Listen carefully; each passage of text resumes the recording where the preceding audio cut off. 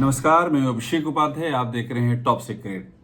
राजनीति में जो कहा जाता है वही सत्य नहीं होता है, जो नहीं कहा जाता है वो सबसे बड़ा सत्य होता है। और केंद्रीय गृह मंत्री अमित शाह का संसद में एक बयान इसकी जीती जागती बानगी है। इस समय जो टीम योगी है, मैं जब टीम योगी कहता हूं तो आप ये मान लीजिए ये सूचना के लोग हैं जिनका अपना पूरा एक सेटअप है और इनकी जो समर्थक लॉबी है सोशल मीडिया पे जम करके, टीम लॉबी का जो जो असली वजूद बचा है वो सोशल मीडिया पर है। वो जम करके उस नैरेटिव को आगे पुश करते हैं जो नैरेटिव योगी आदित्यनाथ के लिए फायदेमंद दिखाई देता है। तो इस समय एक नैरेटिव को जमकर पुश किया जा रहा है जिसमें केंद्रीय गृह मंत्री अमित शाह का संसद के भीतर वक्त पर चर्चा के दौरान एक बयान, और वो बयान भी उनका स्वतः स्फूर्त बयान नहीं था, एक सवाल के जवाब में उनका दिया हुआ बयान है और उसको पुश लगातार किया जा रहा है ये बताते हुए कि योगी आदित्यनाथ 2027 तक बीजेपी का चेहरा बने रहेंगे और उनकी अगुवाई में ही अगला चुनाव होगा और वो जीत के रिपीट भी होंगे। हुआ यूं, पहले मैं आपको समझा देता हूं वो बयान क्या है। 2013 में वो भी रिपीट होने वाले, और फिर मैं आपको उसके भीतर की गणित बताता हूं कि किस तरह से यही बयान योगी आदित्यनाथ के लिए खतरे की तलवार है। और इस बयान को डिकोड करने की अगर आप कोशिश करेंगे तो आपको एकदम तस्वीर साफ हो जाएगी। हुआ यूं कि संसद में वक्त पे चर्चा चल रही थी।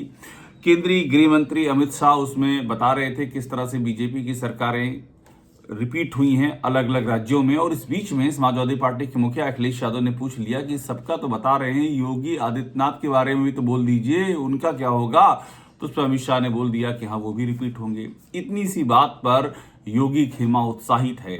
और दिलचस्प ये है कि ये वो योगी खेमा है जिसके बारे में सूत्र बताते हैं कि सोशल मीडिया पर गृह मंत्री अमित शाह को लेकर के जो तमाम सारे अटैक किए गए उसमें एक बड़ा तबका इस खेमे का भी है जो टीम योगी के साथ में जुड़ा हुआ माना जाता है और जो सोशल मीडिया में योगी की जय जयकार करता है और पीएम मोदी पर और गृहमंत्री शाह पर खास तौर पर अटैक करता है। वही खेमा इस समय गृह मंत्री अमित शाह की एक बात को लेकर के यूं उत्साहित है कि मानो उसे स्वर्ग और मोक्ष की प्राप्ति हो गई हो। और ये बात किसी को हजम नहीं हो रही है क्योंकि वो खेमा ये मानता है कि केंद्रीय गृह मंत्री अमित शाह ही योगी आदित्यनाथ के रास्ते की सबसे बड़ी रुकावट है। ये सब बातें मैं आपको वो कह रहा हूं, ये ऐसा बिल्कुल मत सोचिएगा कि सोशल मीडिया पे बातें चल रही हैं वहां से उठा के। ये बातें दिमाग में चलती हैं, ये बातें दिमाग में पुश की जाती हैं। बाकायदा उत्तर प्रदेश में एक सेटअप तैयार किया गया है, अनऑफिशियल सेटअप। वो सेटअप अनऑफिशियल है लेकिन उसके पीछे के लोग सूत्र बताते हैं कि ऑफिशियल हैं।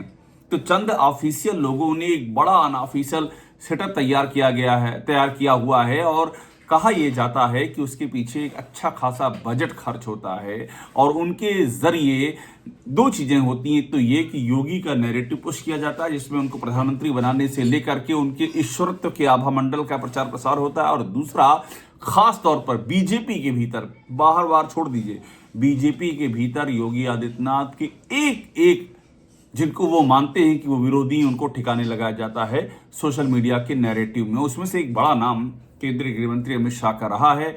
अमित शाह को जितना अधिक टारगेट किया गया है इस खेमे की ओर से, उतना तो टारगेट विरोधियों ने भी नहीं किया है। अब ऐसे में आप ये सोचिए कि आखिरकार अमित शाह की इस बात से ये सब इतना उत्साहित क्यों हैं।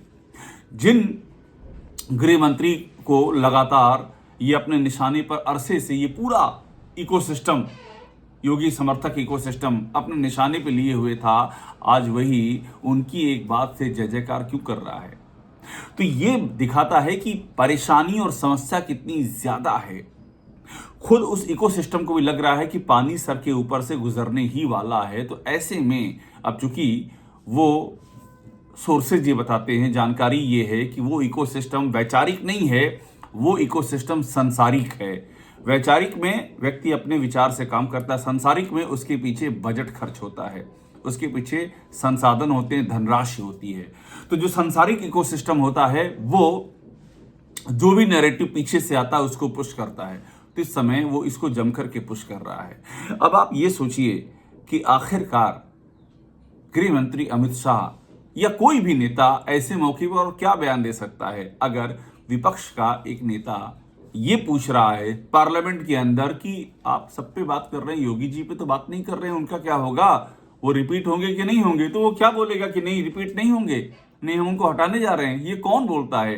ये तो जो क्लास में मॉनिटर के इलेक्शन होते हैं, मॉनिटर के चौथी और पांचवी दर्जे में, वहाँ मॉनिटर के लिए भी कई बार होता है कि कौन मॉनिटर होगा आइए चुन लेते हैं। वहाँ भी जो उस कतार में होते हैं वो ये गलती नहीं करते हैं कि जो उनको उनके जहन में होता है वो पब्लिकली बोले। और ये तो पार्लियामेंट है और बात हो रही है केंद्रीय गृह मंत्री की। तो इस स्थिति में आ चुका है योगी खेमा कि गृह मंत्री की एक बात को लेकर के इस कदर उत्साहित है, और वो बात जिसका कि जमीनी हकीकत से कोई वास्ता इसलिए नहीं है क्योंकि अगर यही जमीनी हकीकत होती तो गृह मंत्री अपने वक्तव्य में नाम लेते योगी आदित्यनाथ का कि देखिए वो रिपीट होने जा रहे हैं। उन्होंने अपने वक्तव्य में नहीं लिया। जब विपक्ष के नेता ने पूछा ये सवाल स्पेसिफिक तो उन्होंने उसके जवाब में कहा, और वो हर कोई यही कहेगा।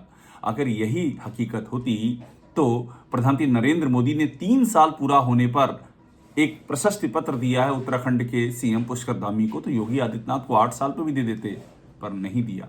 अगर यही हकीकत होती तो एक नहीं 2 बार लगातार मुलाकात कर चुके हैं योगी आदित्यनाथ पीएम मोदी से, एक भी तस्वीर नहीं आई इन 2 मुलाकातों की। जबकि छत्तीसगढ़ के सीएम मिलते हैं तस्वीर आ जाती है, रोज ही कोई ना कोई मिलता है तस्वीर आ जाती है, लेकिन यूपी के सीएम की तस्वीर तक नहीं आई।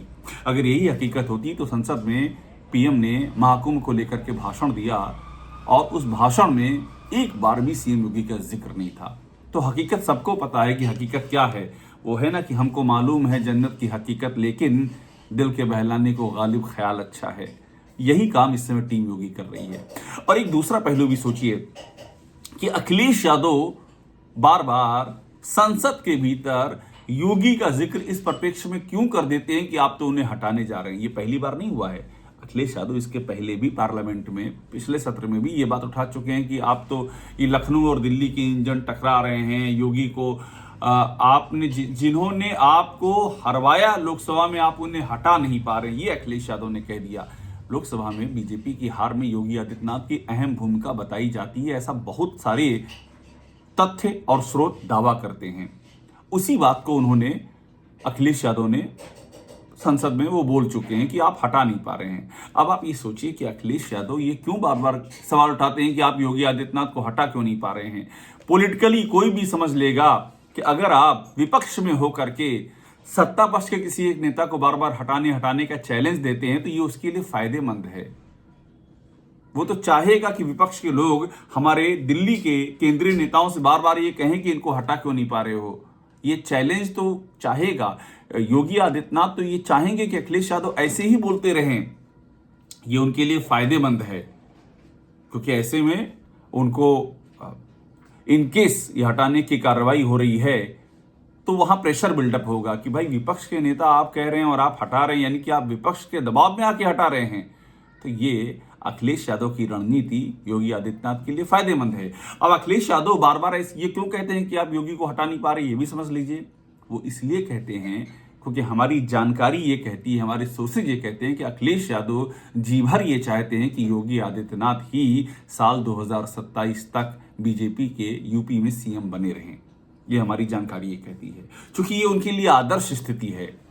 योगी आदित्यनाथ अगर यूपी के सीएम बने रहेंगे तो इस समय जो पूरा जातीय डायनेमिक्स है और जो पॉलिटिकल डायनेमिक्स है उनको बहुत ही सूट करती है। और आप सोचिए किस तरह से 2017 के बाद से समाजवादी पार्टी इसी उत्तर प्रदेश में ऊंचाई की ओर जा रही है।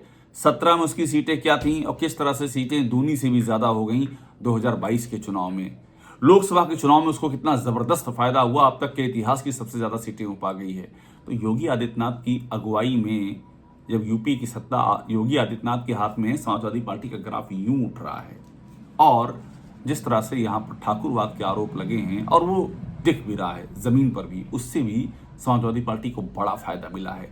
दलित और पिछड़े ये जो बीजेपी की ताकत रहे हैं सोशल इंजीनियरिंग की, जिसके दम पे बीजेपी ने 2017 में 300 से ज्यादा की संख्या पार की थी, वो वोट बैंक भी बीजेपी से छिटक रहा है। बीजेपी में सबको पता है और उसकी मेन वजह यह है कि योगी आदित्यनाथ के काम करने की शैली एक जाति विशेष को ही बढ़ावा देना, ये जो आरोप उनके ऊपर लगता है, और ये आरोप उनके अपने भी लगाते हैं, बाकी बात तो छोड़ दीजिए।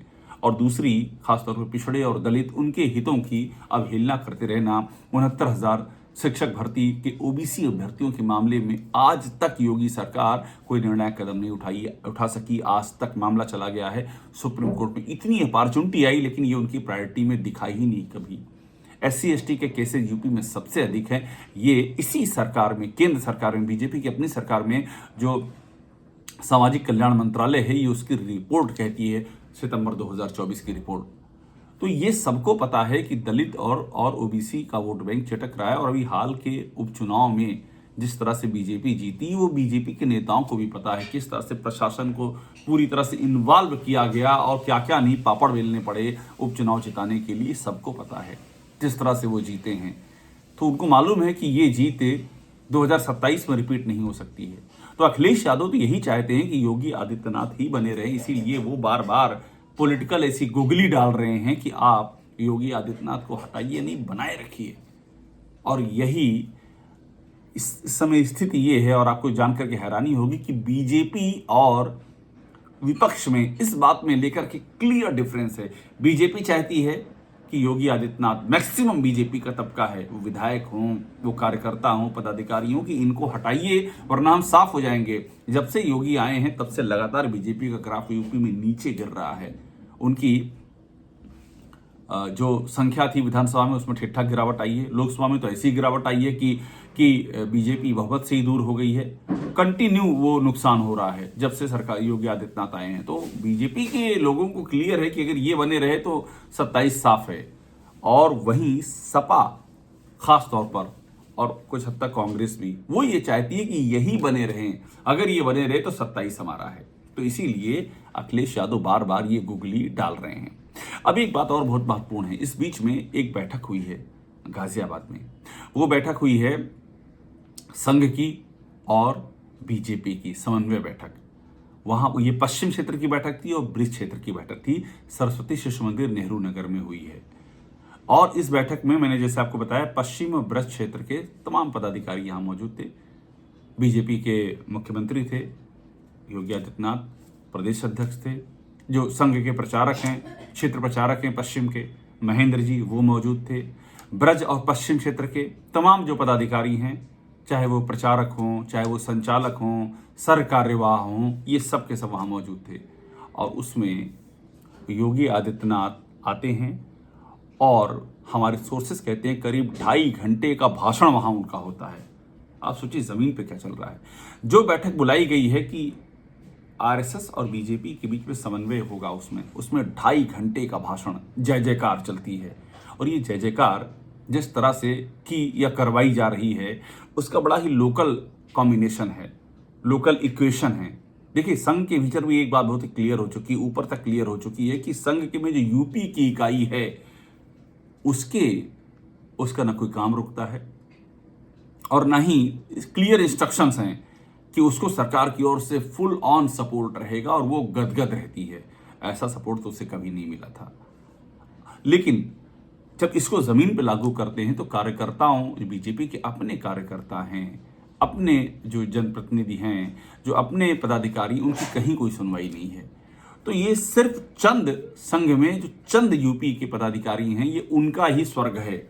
और उसी स्वर्ग को ऐसी बैठकों में सोर्सेज बताते हैं, जय जयकार और जिंदाबाद के तरह से नारे लगते हैं। जो बैठक बुलाई जाती है समन्वय की, सोचिए कि बीजेपी और आरएसएस बातें करेंगे समन्वय कैसे बिठाया जाए, वहां जय जयकार हो रही है, वहां 2.5 घंटे का भाषण हो रहा है योगी आदित्यनाथ का। और उसमें वो बता रहे हैं कि महाकुंभ में हमने ये कर दिया, फलाने ने वो कर दिया। वहां ये नहीं बातें हो रही है कि साहब, जिस गाजियाबाद में बैठक हो रही है, उस गाजियाबाद में जो विधायक हैं लोनी से, नंदकिशोर गुर्जर, उनका क्या मामला चल रहा है, सोचिए। हमारी जानकारी की इसका भी जिक्र हुआ। लेकिन इस पर तो संघ को चाहिए था कि मुख्यमंत्री से जवाब तलब कर लेता कि नंदकिशोर गुर्जर का मुद्दा क्या है। आप सोचिए, मुद्दा है गायें कट रही हैं, 50,000 गायें। वो सबूत दे चुके हैं, वो सबूत प्रशासन मान भी चुका है। चीफ सेक्रेटरी को सबसे अधिक भ्रष्ट हो बता चुके हैं। उनके राम कथा पर लाठीचार्ज हो गया, जो आरोप लगा चुके हैं। ये सारे हिंदुत्व से जुड़े हुए मुद्दे उठा रहे हैं और उनको लगातार निशाने पर लिया गया है और वो खुल के बोल रहे हैं इन सबके पीछे कौन है। चीफ सेक्रेटरी योगी आदित्यनाथ सबके नाम दे रहे हैं, फटे कुर्ते में घूम रहे हैं। तो अगर वाकई संघ अपनी वास्तविक स्थिति में होता, अगर वाकई यूपी में जो संघ की इकाई है, ये मैं पहले भी इस बात का जिक्र कर चुका हूं, पश्चिम और पूर्व की महेंद्र जी उधर हैं, अनिल जी उधर हैं, अगर वाकई ये लोग संघ की जो असली विचारधारा है जिसमें कि सत्ता से थोड़ा सा अलगाव रखा जाता है और संगठन को प्राथमिकता दी जाती है, अगर ये उस धारा के होते तो इन मुद्दों को सॉल्व करवाते, लेकिन वो धारा ही नहीं है। यहाँ तो जो संघ का नागपुर का नेतृत्व है वो जो बातें कहता है वो एकदम उत्तर हैं और जो यहाँ इंप्लीमेंट होती हैं वो दक्षिण है। सरसंघ चालक कहते हैं कि मुसलमानों को साथ लेकर चलिए, वो कहते हैं हर जगह शिवलिंग, हर मस्जिद में शिवलिंग मत ढूंढिए, वो कहते हैं कि भाई ये नए नए हिंदुओं के नेता बनने की कोशिश मत कीजिए। और यहाँ पर योगी बोलते हैं कि जो जैसा समझेगा वैसा जवाब देंगे, सब खोट डालेंगे, ये कर देंगे, वो कर देंगे, मुसलमानों की उनकी रमज़ान, ईद, मस्जिद ढक देंगे, सब उल्टी बातें करते हैं। और उसके बाद भी जो पश्चिम और पूरब के ये जो क्षेत्र प्रचारक हैं, इनके कानों पर जू क्यों नहीं देती है? क्यों ये इन चीज़ों का फीडबैक नहीं देते हैं और क्यों इन बातों को यहाँ सॉल्व नहीं किया जाता है? अपना बीजेपी का विधायक गौ हत्या के सवाल पर सरकार से भिड़ जाता है और ये संघ के जो क्षेत्र प्रचारक हैं और ये तमाम ब्रज और पश्चिम प्रांत और पूरब प्रांत जितने भी हैं, आखिरकार क्यों इनके माथे पर बल नहीं पड़ता है? ये क्यों सॉल्व नहीं करते हैं? क्या इनकी खुद की प्राथमिकताएं पूरी हो रही हैं और ये लहालोट हैं? क्या यही संघ है? क्या इन्हीं उद्देश्यों के लिए संघ की स्थापना हुई है? और ये लोग सरसंघ चालक मोहन भागवत की अपनी बातों और जिन बातों को वो पुश कर रहे हैं आगे, क्या उन्हीं बातों का माहौल नहीं बना रहे हैं? तो ये सारी बातें भी खुलकर के सामने आ रही हैं। तो इन सारी बातों का लबोलबाब ये है कि योगी आदित्यनाथ बेहद मुश्किल में हैं, ये बात वो भी समझ चुके हैं और इसीलिए अब सिर्फ इकलौता चारा है सोशल मीडिया पर गुब्बारे को फुलाओ। उनके खिलाफ स्थिति ये है और ये दिल्ली में रिपोर्ट है, 200 से ज्यादा विधायक योगी आदित्यनाथ के खिलाफ हैं। ये मैं आपको दावे के साथ कह रहा हूं, ये दिल्ली में रिपोर्ट जा चुकी है और 2027 बीजेपी साफ है अगर योगी सीएम है, ये रिपोर्ट भी है। तो ये तय मैं आपको बता रहा हूं कि एक्शन तो होगा ही होगा और उस एक्शन के पहले का ये गुब्बारा है कि अमित शाह ने ये कह दिया तो फलाने ने वो कह दिया, तो संघ का आशीर्वाद है, मैं संघ शक्ति से लैस हूं, ये सब गुब्बारा है और इस गुब्बारे के पीछे अच्छा खासा बजट जनता की गाढ़ी कमाई के रुपयों को खर्च किए जाने की बात है। तो ये है अंदर की कहानी। टॉप सीक्रेट को देखते रहिए, लाइक कीजिए, सब्सक्राइब कीजिए। आपको यहाँ वो सारी खबरें मिलेंगी जो आपको और कहीं नहीं मिलेंगी, सिर्फ यहीं मिलेंगी। टॉप सीक्रेट को सब्सक्राइब कीजिए।